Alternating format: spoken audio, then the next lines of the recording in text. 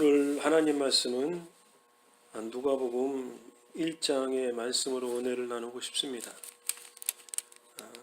1장 부분 분량이 좀 많아서 오늘은 첫 번째 상단 부분의 말씀, 요한에 대한 말씀을 중심으로 은혜를 나누고 싶습니다.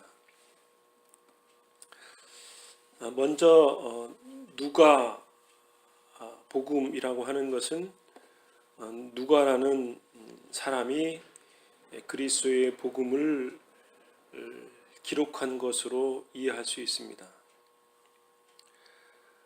1절 말씀에 보면 우리 가운데 일어난 일에 대하여 차례대로 쓰려고 한 사람들이 많이 있었습니다. 그랬거든요. 그러니까 그리스도의 복음을 들은 사람도 많았고 목격한 사람도 많았고 따르는 사람도 많았고 그 그리스도의 역사하심이 너무 위대하고 하나님의 일이었기 때문에 그것을 중요한 일이니까 그것을 기록으로 남겼다는 거죠.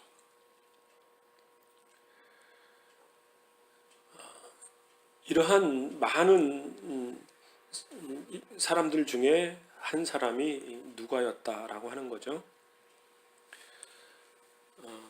그리고 이 누가는 데오빌로라는 총독이라고 하기도 하고 각하라고도 하는데, 이 데오빌로라는 사람에게 예수 그리스도의 복음을 기록한 것을 이렇게 헌정하는 그러한 형식을 취하고 있는 책이 누가복음 그리고 사도행전입니다. 그러니까 우리가 전체적으로 이해하자면 누가라는 사람이 데오빌로 각하에게 예수 그리스도의 복음을 기록하고 우리 이러한 책이 있으니 한번 읽어보세요 하고 헌정한 책이 누가복음, 사도행전 두 책이 누가복음과 사도행전이 하나의 책인데 우리는 신약성경에는 나누어서 이렇게 기록하고 있고, 누가복음은 이제 복음서에 이렇게 하나로 묶어놓고 사도행전은 이제 역사서의 개념으로 이렇게 복음서 바로 뒤에 기록이 되어져 있습니다. 이 데오빌로라는 그 사람 이름이 좀 명확하게 밝혀지지는 않았습니다.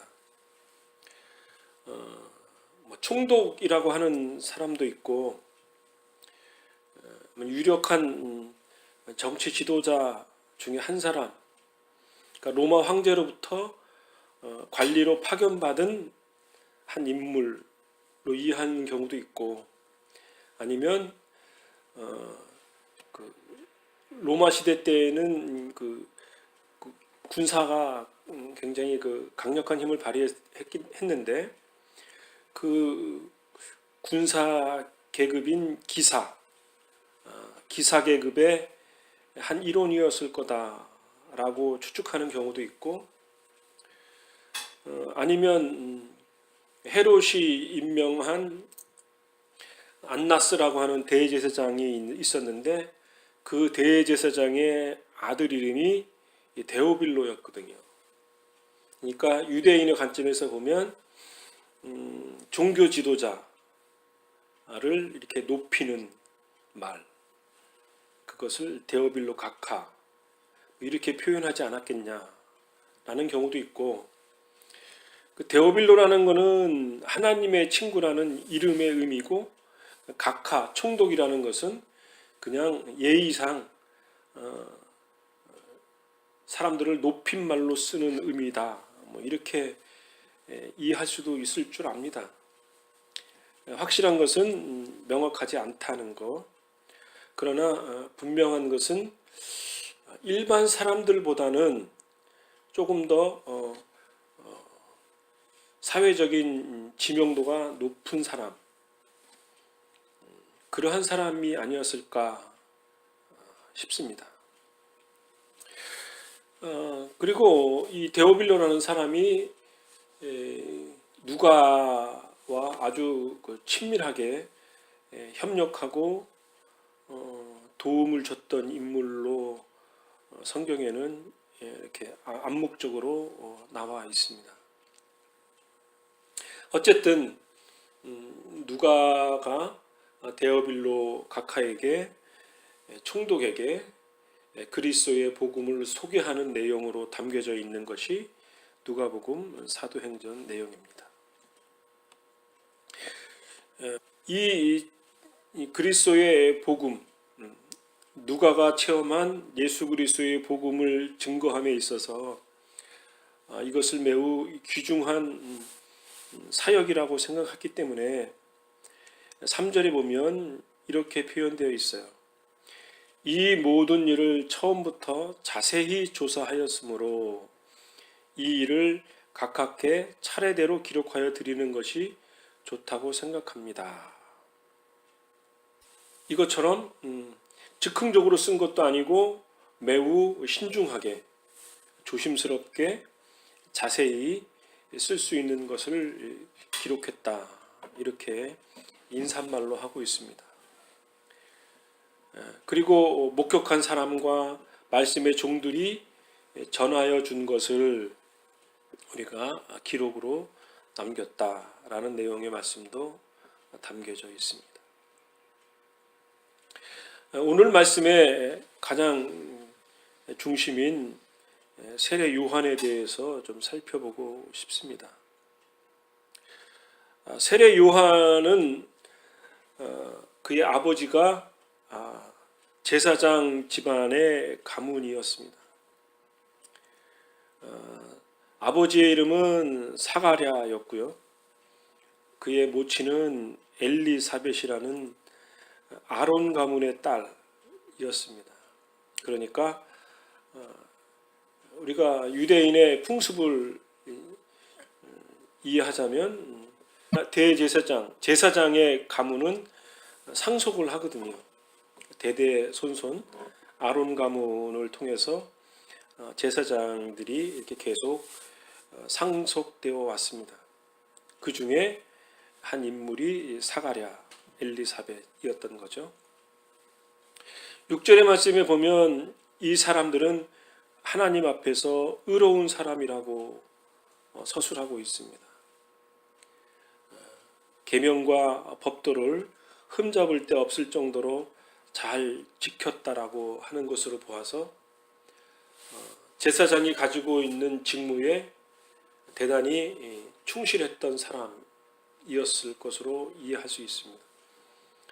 경건한 사람이었고 하나님을 두려워하는 사람이었고 하나님의 뜻을 늘 묵상하고 하나님의 뜻이 이 땅에 이루어지기를 소망했던 인물이었을 것으로 여겨집니다. 그런데 이 집안에 한 가지 큰 흠이 있었는데 바로 자식이 없었습니다. 엘리사벳이 요한을 낳은 다음에 나에게 부끄러움을 없애주셨다 이런 표현이 있는데 자식이 없다라고 하는 것은 유대 사회에서는 부끄러움이었고 때로는 소박을 당할 수 있는 그러한 아주 큰 잘못이었죠. 한국 같은 경우도 조선시대나 이럴 때 보면 자손을 대를 잇는 것이 부인들의 큰 역할 중에 하나라고 여겼던 것처럼 인간 사회에는 누구나 다 자식을 소망하지 않습니까? 그런데 이 사가랴와 엘리사벳에게는 자식이 없었습니다. 그럴 때 이 사가랴가 어느 날 하나님 앞에 제사를 드리기 위해서 준비를 하고 있었는데 마침 제비를 뽑아서 향을 하나님 앞에 올리는 그러한 임무를 맡게 되었습니다. 그리고 차례가 되어서 사가랴가 제비를 뽑은 결과에 따라서 향을 피우기 위해 성전 안에 들어갔습니다. 그때 마침 오른편에 천사 가브리엘이 나타나서 사가랴에게 말씀을 합니다. 13절에 이렇게 기록되어져 있습니다. 사가랴야 두려워하지 마라. 내 기도를 하나님께서 들으셨다. 이렇게 말씀을 하면서 너희들이 나이가 매우 많지만 하나님께서 너의 기도 소리를 들으시고 너희들에게 아들을 줄 것이다. 그 아들의 이름을 요한이라고 하라. 이렇게 사가랴에게 말씀을 합니다. 이렇게 태어난 인물이 요한이었습니다. 우리가 잘 알고 있는 세례 요한이었습니다. 근데 그 세례 요한에 대해서 누가복음에는 여러 가지로 표현을 합니다. 14절에는 이렇게 표현되어져 있습니다. 내게 기쁨과 즐거움이 될 것이다. 또 많은 사람들이 그가 태어남을 즐거워할 것이다. 15절에는 그 아들은 하나님 앞에서 큰 인물이 될 것이다. 16절에는 이스라엘 자손들 중에서 많은 사람을 주 하나님께로 돌아오게 할 것이다. 17절에는 엘리야의 심령과 능력을 가지고 주님보다 먼저 올 것이다. 그래서 아버지의 마음을 자녀에게로 향하게 하며 순종하지 않는 사람들을 의인의 지혜로 돌아서게 할 것이다. 이렇게 말하면서 아주 핵심적인 말, 사람들에게 주님을 맞을 준비를 하게 할 것이다. 이렇게 말씀을 하고 있습니다. 그러니까 이 요한의 사명은 무엇이냐면 주님을 맞을 준비를 하기 위해서, 즉 예수 그리스도가 이 땅에서 하나님의 역사를 이루시는 일들을 미리 앞에서 길을 닦는 역할을 한 인물이 세례 요한이었습니다. 그러기 위해서 이 세례 요한은 특별히 하나님의 명령을 받는데, 그것이 뭐냐면 포도주와 술을 마시지 말라고 했어요. 그래서 이 요한은 태어난 후에 젖을 뗀 이후에 전례에 따르면 그 수도원 공동체 그런 데 들어가서 소위 말하는 선지자 수업을 받았다고 하죠. 그렇게 광야의 아무것도 없는 곳에서 하나님 앞에 훈련을 받은 거죠. 음식을 절제하는 훈련, 그리고 방탕하지 않는, 포도주와 술을 마시지 않는 그 엄격한 규율을 그의 젊은 생애 동안에 온전히 감당했던 인물이 요한이라는 인물이었습니다. 이러한 그 연단의 훈련을 통해서 주님의 길을 예비했던 인물이 요한이라는 사람이죠. 사람이라고 하는 것은 좀 그런 것 같습니다.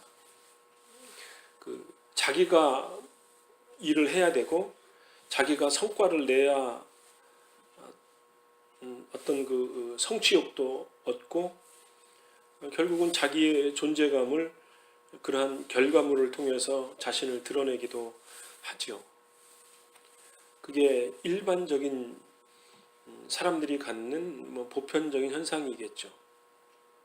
그런데 요한은 철저하게 자기 자신을 절제하고 주님의 길을 예비하기 위해서 하나님으로부터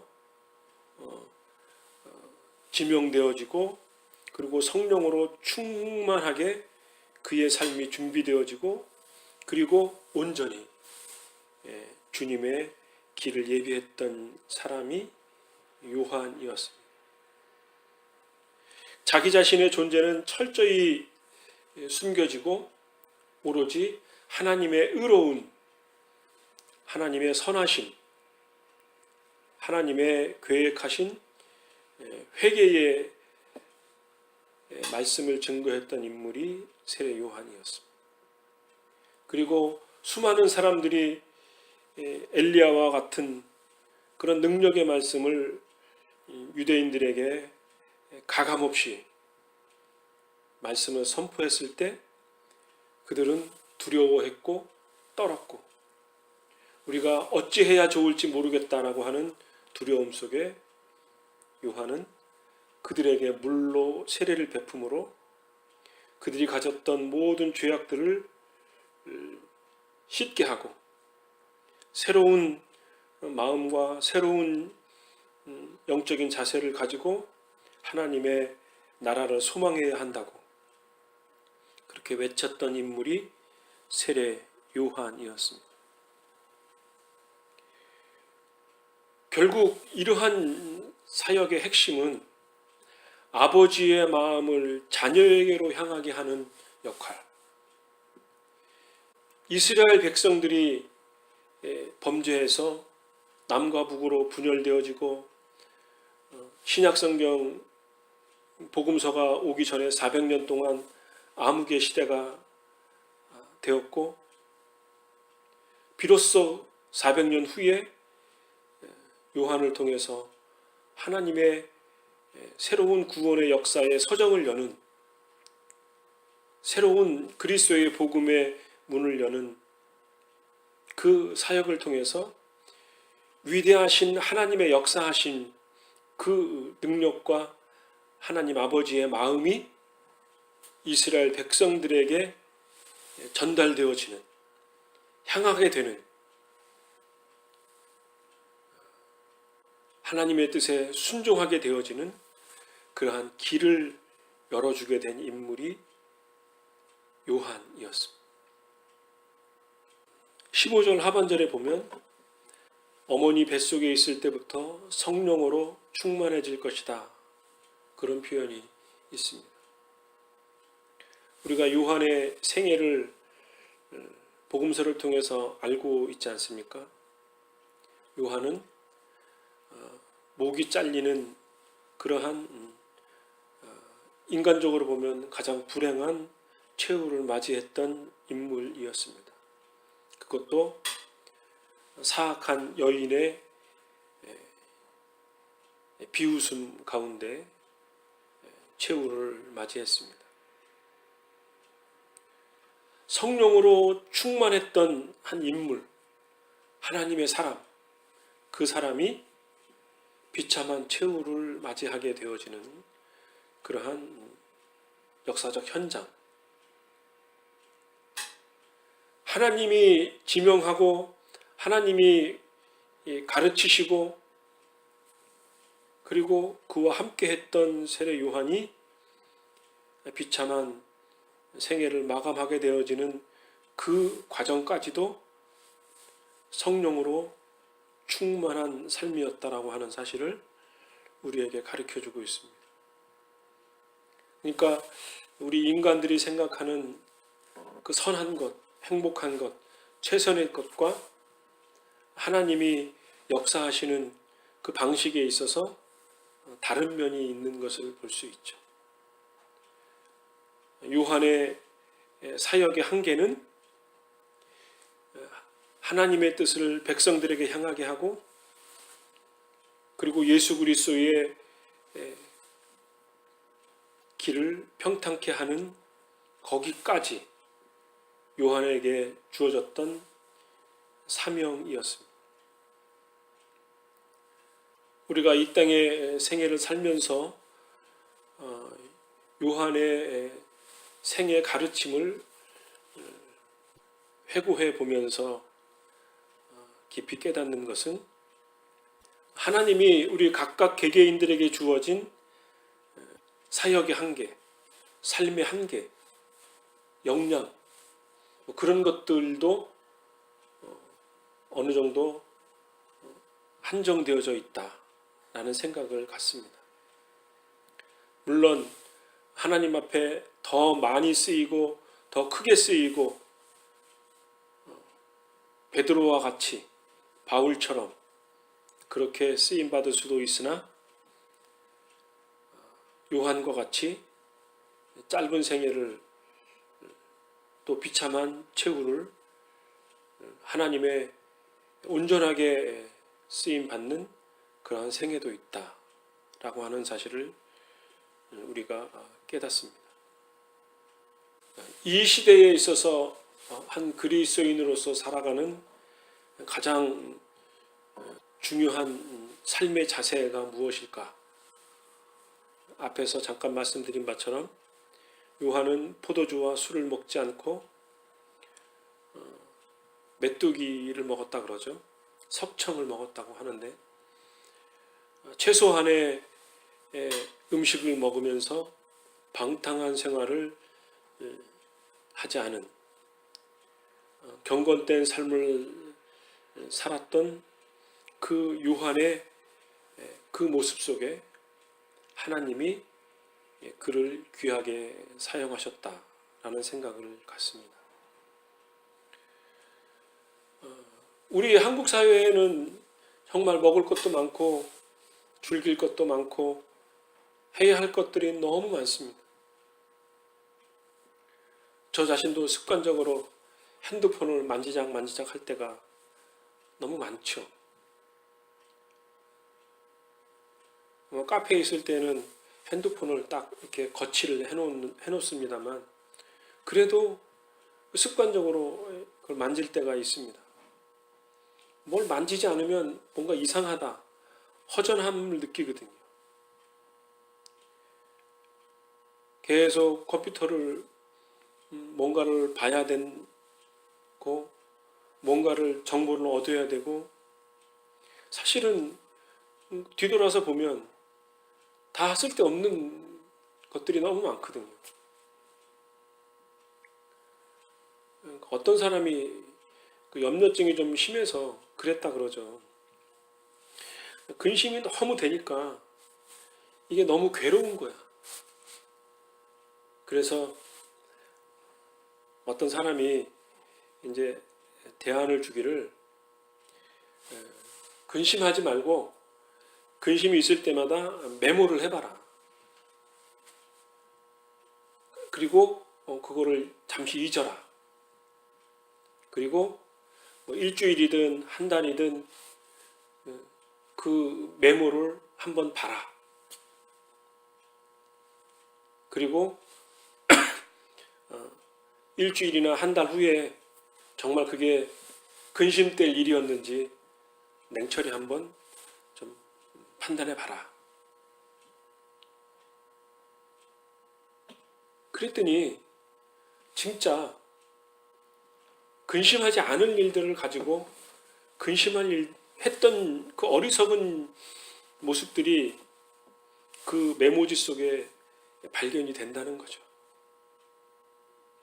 우리가 무엇을 하고자 하는 욕망, 그것이 선한 욕망이든 악한 욕망이든 뭐 그것이 이루어지면 어느 정도 성취감이 있을 수 있겠죠. 그러나 뒤돌아서 보면 뭐 전도서가 말한 것처럼 헛되고 헛된 일들이 될 수도 있는 거죠. 중요한 것은 우리 매 순간순간의 삶 속에 요한과 같이 하나님만을 바라보고 하나님의 은혜와 하나님의 역사하심, 그리고 내 자신이 지금 이 순간순간에 하나님의 임재하심으로 충만한가? 내가 하나님의 은혜의 그 한가운데 있는가? 그리스도의 복음으로 내 영혼이 충만한가? 세례 요한은 장차 오실 그리스도, 물론 후반절에 나옵니다만 엘리사벳의 그 모태와 마리아의 그 모태에 있는 예수 그리스도가 만났을 때 기뻐했다고 했거든요. 못 보는 상황 속에서도 그렇게 영적으로 기뻐할 수 있는 그러한 우리의 그 풍요로움이 이 시대에 필요한 거죠. 그리스도의 은혜와 복음의 위대함, 그것이 우리에게 기록으로 기록되어져 있고, 그리고 우리는 그것을 언제든지 묵상할 수 있고, 우리의 마음속에 충만히 경험할 수 있음에도 불구하고 우리에게 보여지는 현실의 모습을 보면서 우리는 그 보여지는 것들에 분노하고 서글퍼하죠. 그러니까 우리는 그만큼 영적으로 연약한 인생들이다. 그런 것을 다시 한번 깨닫습니다. 우리의 남은 생애를 통해서 한 가지 큰 소망을 갖자면, 하나님이 나를 이 땅에 나게 하셨고, 그리고 남은 생애를 우리에게 주신 것, 그 기간 동안에 16절의 말씀처럼 이 땅에 있는 수많은 사람들이 하나님께로 돌아오게 하나님의 위대하신 능력과 복음과 사랑을 증거하고 또 나눌 수 있는, 그래서 주님을 기쁘시게 하는 그러한 아름다운 생애를 살아갈 수만 있다면 우리는 이 땅에서 가장 복된 삶을 살아가는 것이 아닌가 하는 그런 생각을 갖습니다. 이러한 은혜의 삶을 우리가 깊이 깨닫고 한 주간 또 한 생애를 기쁘게 온전히 감당하면서 살아갈 수 있기를 간절히 바랍니다. 기도하겠습니다.